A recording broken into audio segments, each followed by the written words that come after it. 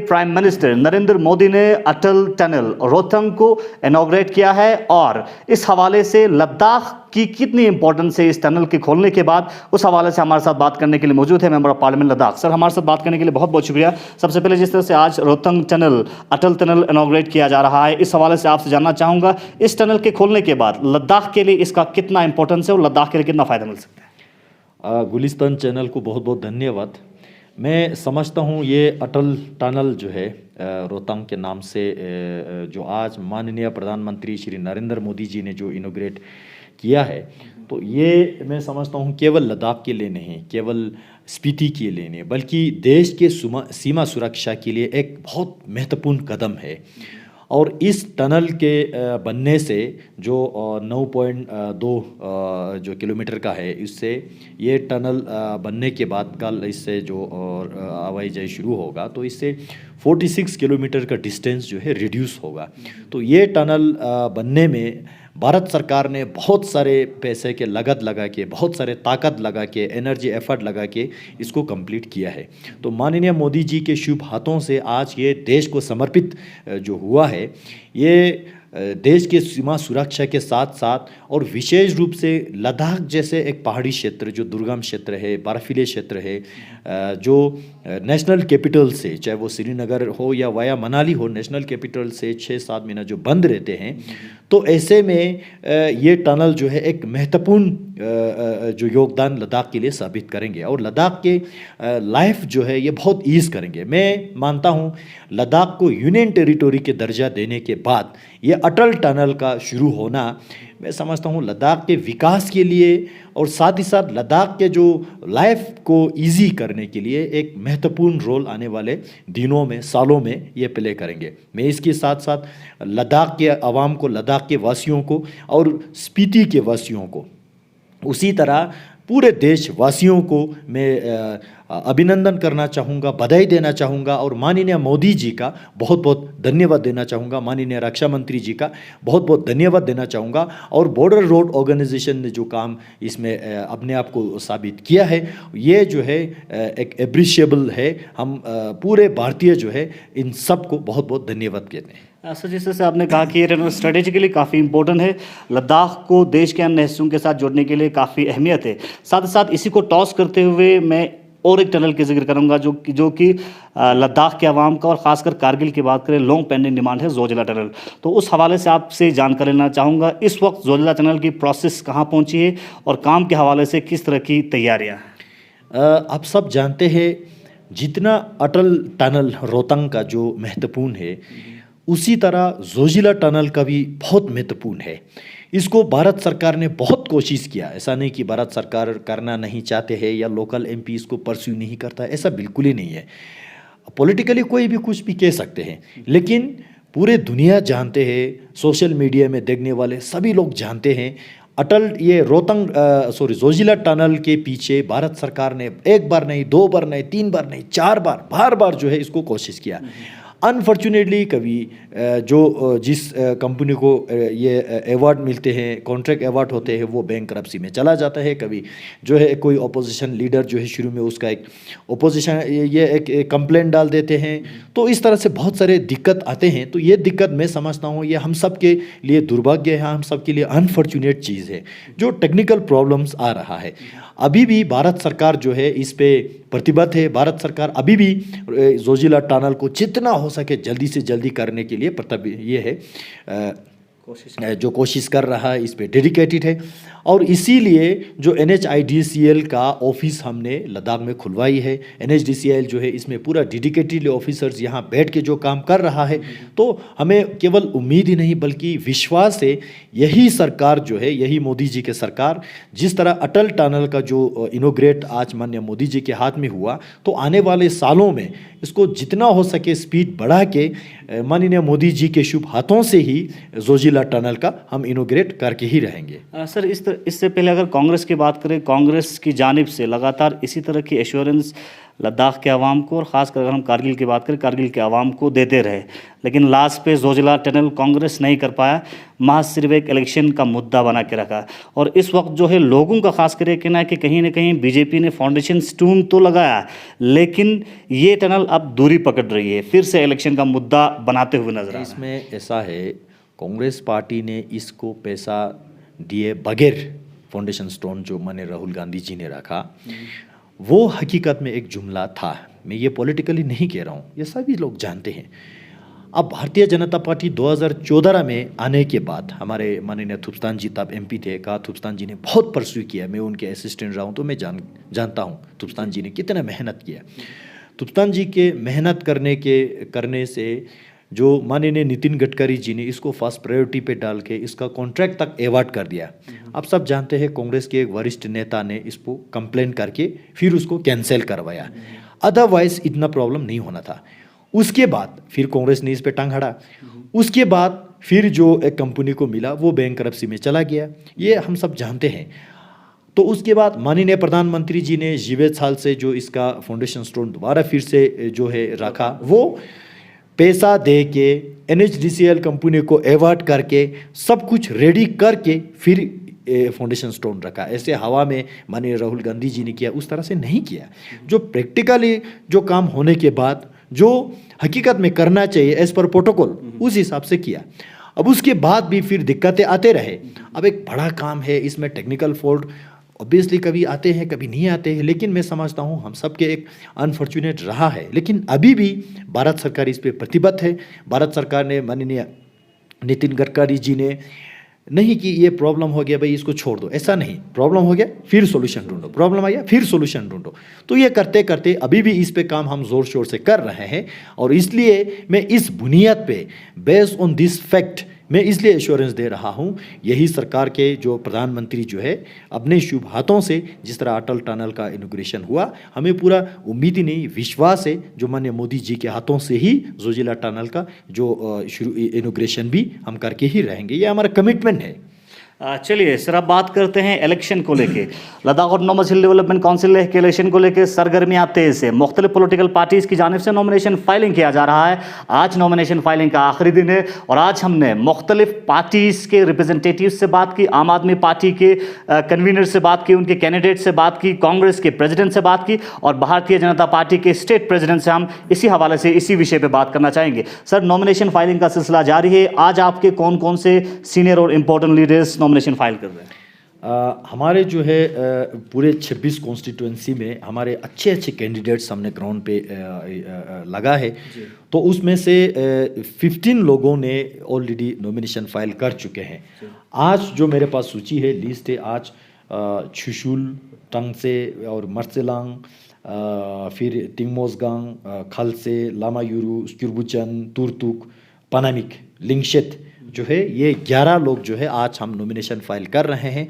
और ये nomination file जब करते समय जो लोकल कॉन्स्टिट्यूंसीज के जो लीडर्स से, उनके सपोर्टर्स से, वो सारा जो है उनके साथ एकम्पनी कर रहा है। और हमें उम्मीद है कि ये इलेक्शन में हम अच्छा से अच्छा परफॉर्मेंस करेंगे और विश्वास है हम रिज़ल्ट जो है, मैंने ऑलरेडी एक नारा दे रखा है यहाँ हमारे भारतीय जनता पार्टी की ओर से, अब की बार 26 पार। तो 26 पार का लोग सोचें कि भाई 26 पार करके कहाँ जाएंगे, टोटल सीट ही 26 हो तो 26 पार करके कहाँ जाएंगे। इसका संकेत ये है 4 नॉमिनेशन भी भारतीय जनता पार्टी ही करेंगे। तो 26 पार करके हम 30 तक जाने वाले हैं इस बार। तो और आप कैंडिडेट्स का प्रोफाइल एक बार ज़रूर आप खुद चेक करके लोगों तक पहुँचाइएगा, ये मेरे आप लोगों से, मीडिया बंधुओं से मेरा रिक्वेस्ट है। हमारे कैंडिडेट्स में बहुत सारी खैसियत है।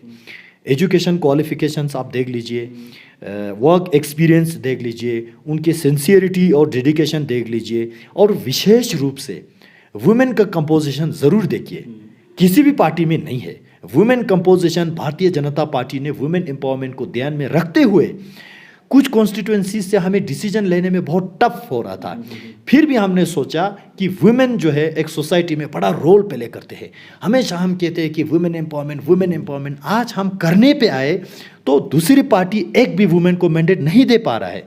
भारतीय जनता पार्टी ने टोटल 26 में से हमने 2 वुमेन कैंडिडेट उतारा है ग्राउंड पे, और दोनों जो है कबीले थे, एजुकेटेड है। एक ने 2015 में एक वोट से जो लॉस्ट हुआ, उसके बाद बीडीसी वो अच्छा सर्विस दे रही है। उसी तरह एक हमारा महिला मोर्चा स्टेट के अध्यक्ष माननीय श्रीमती रिंचन लामो जी जो है अपर ले से कंटेस्ट कर रहे हैं। तो ये दोनों वुमेन लीडर मैं समझता हूँ केवल सीट ही नहीं जीतेंगे, बल्कि आने वाले लद्दाख के वुमेनों की इश्यूज़ को राइज करने को लेके, वुमेन के जो एम्पावरमेंट को लेके, या पूरे लद्दाख को ओवरऑल सर्विस देने में हम पीछे नहीं रहेंगे। तो ये वुमेन का जो ग्राफ जो है, भारतीय जनता पार्टी ने ही वुमेन एम्पावरमेंट को बात को आगे हमने रख के वुमेन को हमने मैंडेट दिया, बाकी किसी भी वो उसमें नहीं है।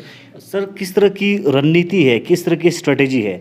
LIHDC इलेक्शन की बात करें, LIHDC इलेक्शन ग्राउंड जीरो पे बेसिक चीज़ों पे लड़ा जाता है। उसको मद्देनज़र रखते हुए आपकी पार्टी की जानिब से किस तरह की मैनिफेस्टो आने वाले वक्त में सामने आएगा, ताकि वो मैनिफेस्टो लेह के आवाम के सिंपैथी के साथ जुड़ेगा, लेह के आवाम के बेसिक नीड्स के साथ जुड़ेगा? किस तरह की रणनीति? ओबियसली जिस तरह आपने कहा, लद्दाख ऑटोनोमस हिल डेवलपमेंट काउंसिल का इलेक्शन जो है लोकल इलेक्शन है, ग्रास रूट इलेक्शन है, लोकल गवर्नेंस का एक इलेक्शन है। इसमें हम पूरा ये ध्यान रख रहा है कि लोकल चीज़ें जो है ये केवल एक इलेक्शन के मैनिफेस्टो में ही ना हो, या केवल इलेक्शन प्रचार के एजेंडा तक सीमित ना रहे। आने वाले 5 साल में हम लोगों को क्या देना चाहते हैं और क्या दे सकते हैं, 2 बात है, क्या देना चाहते हैं और दे सकते हैं। देना चाहते हैं वो तो कांग्रेस भी कहेंगे, आम आदमी पार्टी भी कहेंगे, लेकिन वो नहीं दे सकते क्योंकि उनके पास क्षमता नहीं है, केंद्र सरकार में वो नहीं है, MP उनके पास नहीं है, इसलिए वो नहीं दे सकते। देना चाहते हैं ये अच्छी बात है, हम देना चाहते हैं वो दे सकते हैं, क्योंकि केंद्र सरकार में बसपा NDA सरकार बैठे हैं, लोकल MP BJP आप लोगों ने चुना है। तो इसलिए भारतीय जनता पार्टी यहाँ लद्दाख के एजुकेशन को लेके, हेल्थ को लेके, एग्रीकल्चर को लेके, टेलीकम्युनिकेशन को लेके, रोड कनेक्टिविटीज़ को लेके, एम्प्लॉयमेंट्स को लेके, यूथ एम्पावरमेंट को लेके, वुमेन एम्पावरमेंट को लेके, हर सेक्टर्स ध्यान में रख के हम ये चुनाव लड़ रहा है। विस्तार से जो है आने वाले दिनों में हम जब मैनिफेस्टो जारी करेंगे तो उसमें आप एक एक चीज़ छांट के देख सकते हैं कि भारतीय जनता पार्टी क्या करने वाले हैं, क्या कर सकते हैं, क्या वादा कर रहा है, क्या जुमला तो नहीं कर रहा है। क्योंकि आज तक आप देखिए पिछले 5 साल भारतीय जनता पार्टी का यहाँ लद्दाख ऑटोनोमस हिल डेवलपमेंट काउंसिल था। ओपोजिशन ने लोगों के मन में बहुत कुछ डाला है कि भाई काउंसिल डिफंग है, काउंसिल नहीं चल रहा है, काउंसिल वो है। मैं आपको दावे के साथ कह सकता हूँ लद्दाख ऑटोनोमस हिल डेवलपमेंट काउंसिल में 5 साल में हमें 4 बार CEC बदलना पड़ा, लेकिन ड्राइवर हमने बदला, गाड़ी का स्पीड हमने रोकने नहीं दिया। ऐसा काउंसिल पहले कभी नहीं चला है। मैं आपको एक चीज़ बताऊं, काउंसिल का बजट, मैं जब चेयरमैन था काउंसिल का, सालाना 55 करोड़ हमारा कैपेक्स बजट था। उसी बजट को हमने बढ़ा के करीब करीब 232 करोड़ तक हमने लेके आया। तो 4 गुना काउंसिल का बजट हमने बढ़ाया। अब ये बजट बढ़ा है तो ये कहाँ जाएगा? काउंसलर्स के जेब में तो ऑब्वियसली नहीं जाएगा, ग्राउंड पे जाएगा, हर कॉन्स्टिट्यूंसी में जाएगा। वहाँ के सड़क बनाने के लिए, खेती करने के, नाला बनाने के लिए, हर गांव गरीब लोगों के पास जाएगा। तो ये हमने एक बड़ा काम किया है। उसी तरह एग्रीकल्चर सेक्टर में हमने mission organic development initiative scheme, जो 500 करोड़ का स्कीम, हालांकि कोशिश जो है ले काउंसिल ने किया, फिर कारगिल का भी उसका बेनिफिट मिल रहा है आजकल। तो ये 500 करोड़ का स्कीम लद्दाख ऑटोनोमस हिल डेवलपमेंट काउंसिल ने किया। हमने लद्दाख ऑटोनोमस हिल डेवलपमेंट काउंसिल को एम्पावर करने के लिए 2018 में हमने एक्ट को अमेंडमेंट किया। उसमें बहुत सारे पावर्स जो काउंसिल के पास पहले नहीं थे वो हमने ला के दिया। उसी तरह बहुत सारे काम जो है ऑटोनोमस हिल डेवलपमेंट काउंसिल ने ऑब्वियसली किया है। और देखिए, आप किसी भी गांव में जाइए, इतना रोड पे ब्लैक टॉप कंप्लीट रोड जितना इस 5 साल में हुआ, चाहे वो स्पेशल डेवलपमेंट पैकेज में हो, चाहे वो सिटीज़ एंड टाउन्स की स्कीम में हो, किसी भी गांव में, मैं भी पहले काउंसलर बैठा हूँ, मेरे स्तोक, चंगा, मर्चेलांग, माशो, हर गांव में आप जाके सर्वे कीजिए। इतना रोड बिछाया जो पिछले 20 साल में नहीं हुआ काउंसिल आने के बाद, वो पिछले 5 साल में हमने सड़कों में ब्लैक टॉप बिछा के दिया। बहुत सारे विकास हुआ है। अब अभी यूनियन, ये बात भी ध्यान रखिए, जब 2015 में हमने 2015 से 20 तक हमने काम किया, हम जम्मू कश्मीर सरकार के साथ डील कर रहे थे जो पैसा नहीं दे रहा था, फिर भी हमने काम किया। अभी यूटी मिलने के बाद, दिल्ली में बीजेपी सरकार मिलने के बाद, आने वाले 5 साल में इससे ज़्यादा परफॉर्मेंस हम दिखा सकते हैं। ये हमारा जो है ओवर कॉन्फिडेंट नहीं है, ये रियलिस्टिक है, यही रियलिटी है।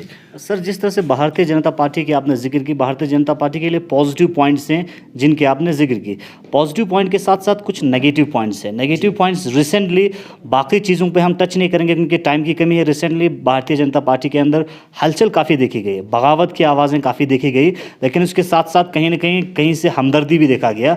तो ये कहीं ना कहीं आपके पार्टी को इस बार के इलेक्शन में अफेक्ट नहीं कर सकता है? मैं समझता हूँ भारतीय जनता पार्टी देश में तो लार्जेस्ट पार्टी है ही है, पूरी दुनिया में है, साथ ही साथ लद्दाख में भी लार्जेस्ट पार्टी है।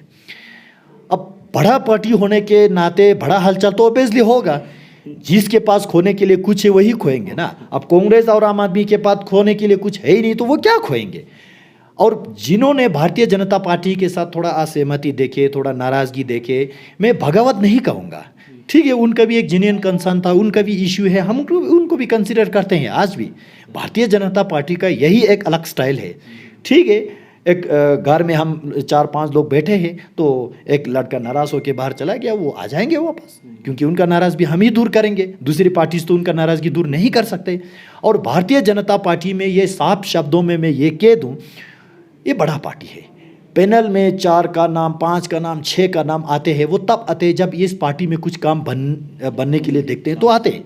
अब जिस पार्टी को कैंडिडेट मिलना मुश्किल हो रहा था, वो ज़बरदस्ती किसी को पकड़ के वो लड़वा रहा है, तो उसमें कौन बगावत करेंगे। भारतीय जनता पार्टी से जिन्होंने जो असहमति देखा, मैं उसको बगावत नहीं कहूँगा, लेकिन मैं एक मैसेज ज़रूर दूंगा, पॉलिटिक्स एंड डेवलपमेंट एक इलेक्शन से ख़त्म कभी नहीं होता है, ये सबको ध्यान में रखना पड़ेगा। एंड सेकंड थिंग, जो लोग अपने करियर को लेके जो चिंता है, उनके लिए तो अभी करियर का अपॉर्चुनिटी खोल रहा है। इसके बाद बहुत सारे जो constitutional bodies union territory of Ladakh में बनना है, स्टेट लेवल का कॉन्स्टिट्यूशनल बॉडीज़ बनना है। फॉर एग्जांपल माइनॉरिटी कमीशन, हज कमीशन, अक्वाफ बोर्ड या वुमेन कमीशन या पॉल्यूशन कंट्रोल बोर्ड, ये सारा तो लद्दाख में बनना है। तो इसमें कौन जाएगा और कौन देगा नाम, ये सब जानते हैं। जो पार्टी सरकार में है वही पार्टी जो है अच्छे लोगों को हम जो परफॉर्मेंस दे सकते हैं उनका नाम हम कॉन्स्टिट्यूशनल इस बॉडीज़ में हम डालेंगे, कमीशन में, कमिटीज़ में, बोर्ड में, उनको काम करने के लिए, लद्दाख को सेवा करने के लिए। There are so many opportunities, but only with BJP. दूसरी पार्टीज़ के साथ इस इलेक्शन के बाद पार्टी ही खत्म हो जाएगा। आप देखिए, मैं आज कह रहा हूँ, आप देखिए, नोट करके रखिए, 22 तारीख को इलेक्शन होगा, उसके बाद रिजल्ट जब आएगा तो दूसरी पार्टीज टोटली खत्म होना है यहाँ, ये आप लिख के रखिएगा। आखिर पे पैगाम सर लोगों के लिए, मैं सभी लोगों से यही निवेदन करना चाहूँगा, लद्दाख का एक खासकर विशेष रूप से लेह डिस्ट्रिक्ट का एक ट्रेंड रहा है आज तक, सेंटर में जिसका सरकार आता है उसी पार्टी को लद्दाख ने चुना है। पहले सेंटर में यूपीए सरकार था, लद्दाख वाले ने कांग्रेस को चुना। भारतीय जनता पार्टी मोदी सरकार आया तो 2015 में बीजेपी को चुना। फिर मोदी जी वापस आया, बीजेपी का सरकार आया। पार्लियामेंट्री इलेक्शन में लोगों ने बीजेपी को फिर से एक बार एमपी दिया। बीजेपी ने यूनियन टेरिटोरी दिया जो, और लद्दाख का तो डिमांड था ही था, विशेष रूप से लेह वालों का तो अपने जान से प्यारा डिमांड यूनियन टेरिटोरी था, वो भारतीय जनता पार्टी ने कंप्लीट करके दिया ना। दूसरी पार्टियों ने यूटी के नाम पे 70 साल इलेक्शन लड़ा, 70 साल इलेक्शन लड़ा। यहाँ बोला कि यूटी चाहिए, करगिल में बोला कांग्रेस पार्टी ने यूटी नहीं चाहिए, यहाँ यूटी के फेवर में इलेक्शन लड़ता है, करगिल में यूटी के अगेंस्ट में इलेक्शन लड़ता है। क्लियर शब्दों में कहूँ तो वो एक्चुअल जुमला वो था, लोगों को बेवकूफ़ बने रहे थे, लोगों के सेंटिमेंट्स के साथ कांग्रेस पार्टी खेल रहा था। भारतीय जनता पार्टी ने कहा नहीं, हम करगिल में भी यूटी को लेकर लड़ेंगे, लेह में भी UT. If you remember, Kargil में मेरा जब पार्लियामेंट्री इलेक्शन में कारगिल बाजार में जो मैंने स्पीच किया था, मैंने यूटी के फेवर में लोगों से अपील किया, भाई हम यूटी ला रहे हैं, वोट दे दीजिए, और हमने यूटी ला के दिया। भारतीय जनता पार्टी ने यूटी ला के दिया।